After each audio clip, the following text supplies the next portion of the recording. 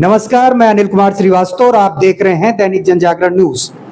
आज हमारे स्टूडियो में आए हैं भारत विकास परिषद संस्कृत शाखा के अध्यक्ष एडवोकेट आर्यन सिंह। आर्यन सर, आपका बहुत बहुत स्वागत है हमारे स्टूडियो में। नमस्कार अनिल जी। सर, आपके कल 2 साल पूरे हुए हैं, आज तीसरे साल में आप प्रवेश कर गए। अच्छी बात ये रही कि आपने पहले साल में भी समाज सेवा की, दूसरे साल में बृहद वृक्षारोपण के साथ सत्र की शुरुआत की, और जो तीसरे साल की शुरुआत है, आपने 2 महिलाओं, आर्थिक रूप से कमजोर महिलाओं को सिलाई मशीन प्रदत्त कर महिला सशक्तिकरण संदेश के साथ प्रवेश किया है। तो सर, आप अपने जो ये 2 साल अध्यक्षीय कार्यकाल रहा और तीसरे साल भी आप अध्यक्ष हैं, तो सर अपने अध्यक्षीय कार्यकाल की उपलब्धियों के बारे में थोड़ा सा प्रकाश डालें। देखिए अनिल जी, सबसे पहले तो मैं अपने सभी दर्शकों को बहुत बहुत धन्यवाद देना चाहता हूं कि आपने संस्कृति शाखा, भारत विकास परिषद की संस्कृति शाखा को बहुत स्नेह दिया है, बहुत प्यार दिया है, और हमारी समाज सेवी गतिविधियों को आपने पूरा स्थान दिया है। और स्पेशली आपके चैनल को मैं धन्यवाद देना चाहता हूं कि हर मोड़ पर हमारे हर कार्य को आपने सराहा है और समाज तक उसे पहुंचाने में हमारी पूरी मदद की है। इसके लिए सबसे पहले तो आपका धन्यवाद। और जहां तक उपलब्धियों की बात करूं तो देखिए, संस्कृति शाखा जैसा कि नाम है, हम अपने नाम के अनुरूप चलने का प्रयास कर रहे हैं। भारतीय संस्कृति हमारा जो है, हमारी सांस्कृतिक जो मूल्य हैं वो हमारी धरोहर हैं। हम उन पर प्रयास करते हैं कि उन पर चलें और उसी के अनुरूप कार्य करें। समाज सेवा एक कहना चाहिए कि बहुत बड़ा शब्द फिर कहूँगा, लेकिन फिर भी जो कर सकते हैं हम लोग, हमारा प्रयास रहता है कि समाज के उस वर्ग तक हम पहुँचें, उस लास्ट पॉइंट तक पहुँचने की हम कोशिश करते हैं कि जहाँ से समाज को कुछ मिल सके हमारे माध्यम से। जैसे कि पहले वर्ष में नई संस्था की शुरुआत थी, हम लोगों ने बिल्कुल पदार्पण किया था।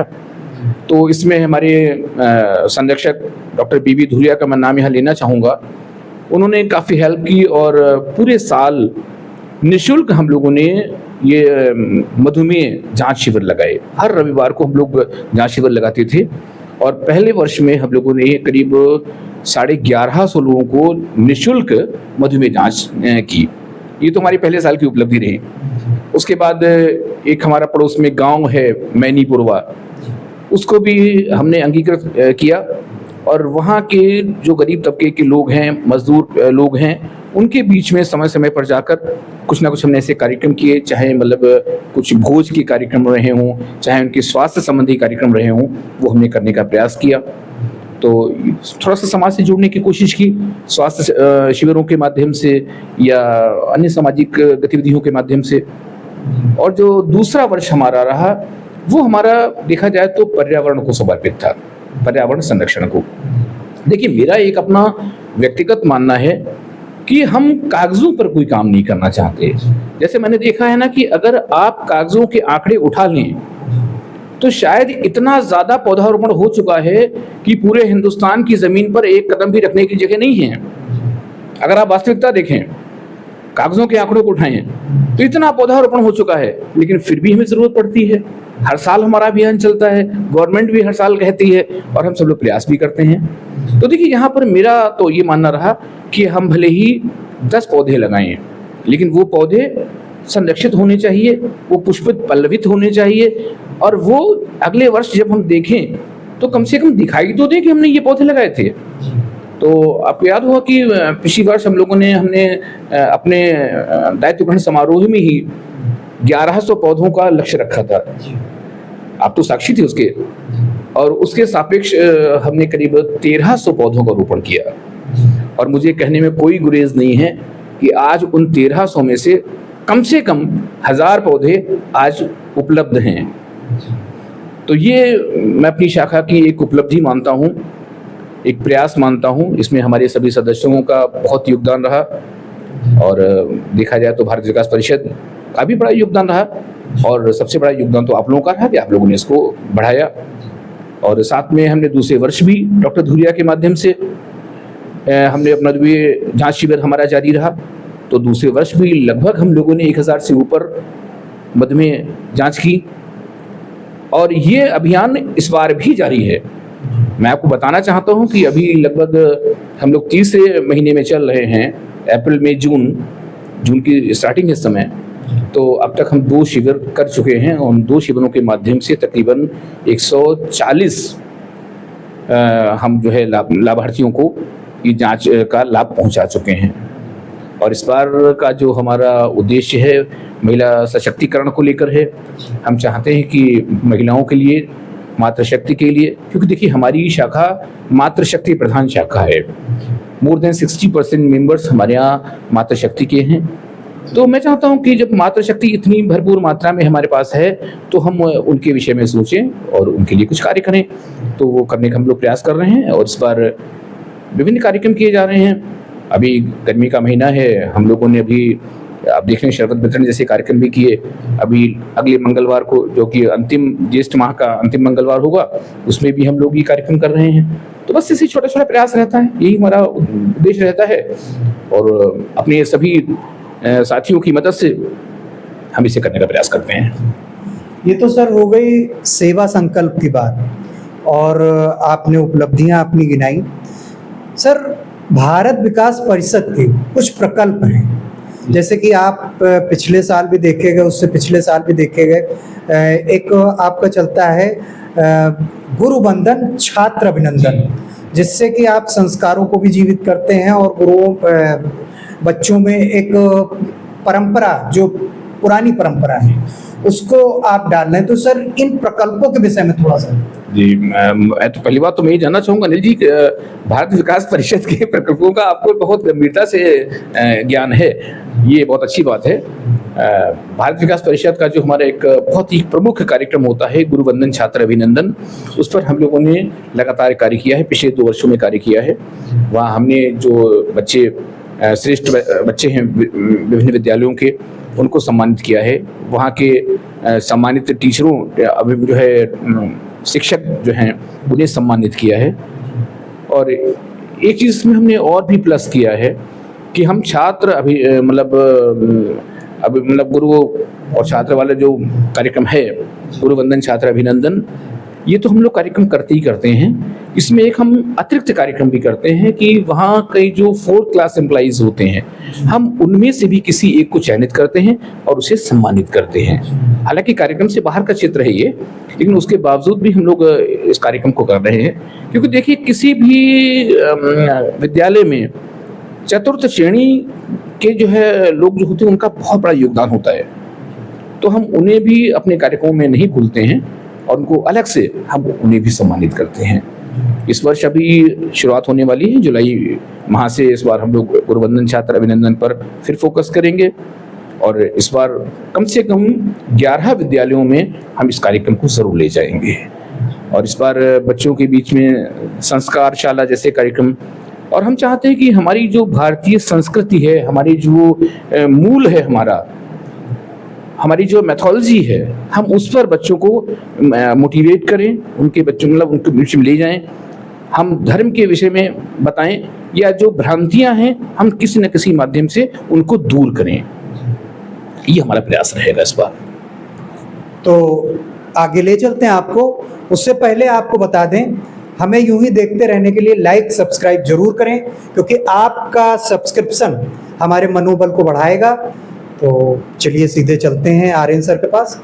आर्यन सर, बात हो गई आपकी उपलब्धियों की, आपके प्रकल्पों की।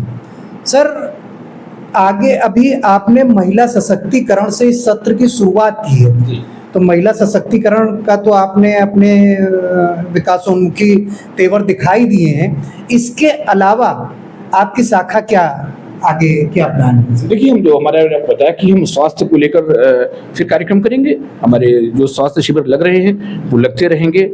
पर्यावरण पर जो हम काम कर रहे थे उस पर भी हम काम निरंतर करते रहेंगे और हम समाज के उस वर्ग तक जाना चाहते हैं। जैसे आपने देखा होगा कि श्रमिक दिवस पर भी हमने एक फैक्ट्री को चुना, हम उन तक भी पहुंचना चाहते हैं।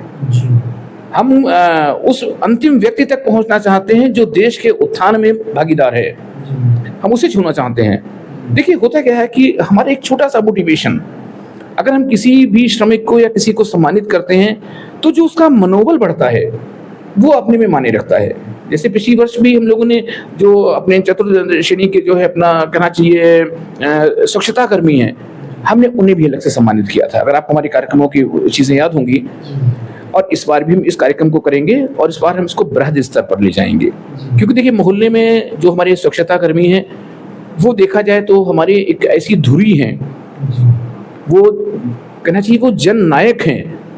जब तक स्वच्छता नहीं होगी, देखिए स्वच्छता को अपने आदरणीय यशस्वी प्रधानमंत्री जी भी बहुत महत्व देते हैं, तो हम उन स्वच्छता कर्मियों को भी केवल एक वार्ड में ना होकर हम पूरे लखीमपुर के विभिन्न वार्डों में कोशिश करेंगे कि हम उन्हें सम्मानित करें और उनके कार्यों को हम सैल्यूट करें।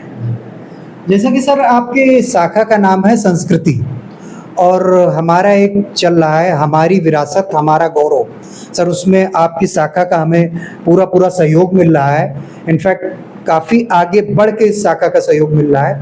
तो सर और जानना चाहेंगे, संस्कृति जो भारतीय प्राचीन संस्कृति है, इसके विकास संवर्धन में आपकी शाखा और क्या प्रयास कर रही है? देखिए हमने पूरी कोशिश की है कि जो हम अपनी धार्मिक विरासत को, अपनी सांस्कृतिक विरासत को अगर जितना सामने ला सकते हैं, जो लोग जो दबी हुई प्रतिभाएं हैं उन्हें हम आगे लाएं।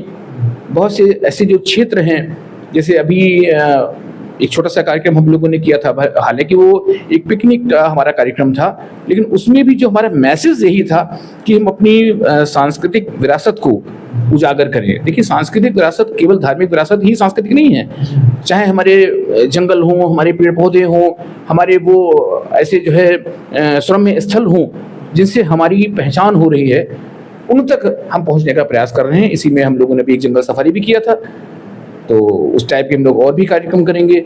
हम लोग धार्मिक क्षेत्रों को भी टच कर रहे हैं, हम लोग ऐसी जो है पर्यावरण संबंधी क्षेत्रों को भी टच कर रहे हैं, और इस बार हम ये भी कोशिश करेंगे कि जो लखीमपुर की एक पहचान है थारू कल्चर, आपने देखा होगा अभी महामहिम राष्ट्रपति महोदय अभी वहाँ पर गई थी, तो इस बार हमारी ये शाखा उस थारू कल्चर के बीच में भी अपने आप को ले जाना चाहेगी, और उस कल्चर से भी हम अपने सदस्यों को और अपने समाज को रूबरू कराएंगे, क्योंकि वो भी हमारी विरासत है, वो भी हमारा गौरव है।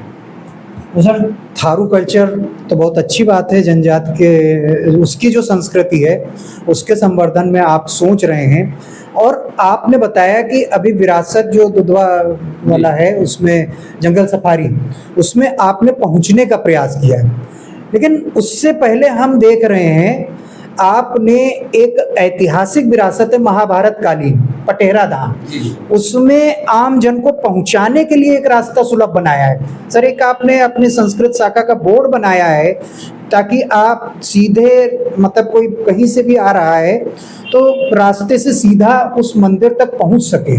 तो उससे पहले आपने होस्टिंग भी की थी, हमने उसकी कवरेज भी की थी, आपने बड़ा सपोर्ट किया था। तो सर उस बोर्ड के बारे में कहाँ से ख्याल आया, उसके बारे में थोड़ा सा। देखिए पहली बात तो मैं बताऊं कि मैं भगवान शिव का जो है कहना चाहिए अनन्य सेवक हूँ। भक्त तो भी बहुत बड़ी बात है, मैं उनका अनन्य सेवक हूँ, और मेरा प्रयास रहता है कि भोलेनाथ की कृपा हम सबके पर हमेशा बनी रहे।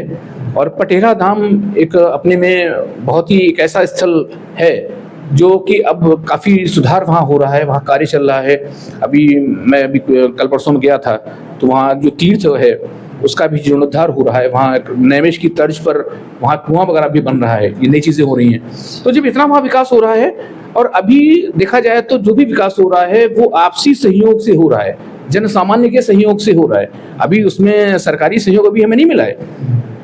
हम लोग प्रयास में हैं कि सरकार की दृष्टि भी इस पर पड़े, तो शायद और भी अच्छे से ये सब चीज़ें उजागर हो पाएंगी। प्रयास हमने भी किया। जी बिल्कुल बिल्कुल, आपका भी बड़ा अच्छा प्रयास रहा है, आपने सबको बताया वहाँ के विषय में।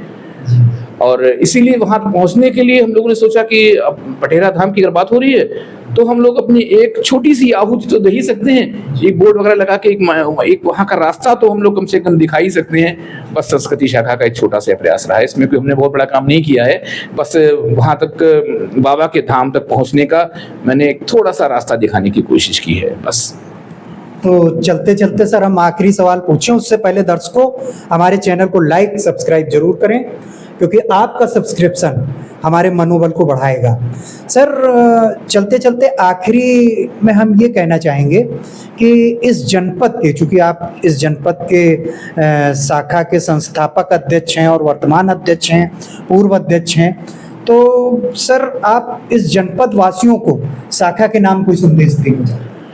देखिए, मैं तो यही कहूँगा कि भारत विकास परिषद जो अपने में एक बहुत महत्वपूर्ण ऑर्गेनाइजेशन है, संस्कृति संवर्धन का एक बहुत बड़ा सूत्रधार है, और हमारी तो शाखा का नाम ही संस्कृति शाखा है। तो मित्रों, आप लोग संस्कृति का सदैव सम्मान करें, अपने आदर्शों को, अपने मूल्यों को पहचानें। और भारत विकास परिषद ये कोई क्लब नहीं है, हमारे यहाँ किसी किस्म का कोई क्लब कल्चर नहीं है। हम भारतीय मूल्यों पर आधारित चीज़ों को ध्यान देते हैं। संस्कार, सेवा, संपर्क, यही हमारे समर्पण, यही हमारे सब सूत्र हैं, इसी पर हम लोग कार्य करते हैं।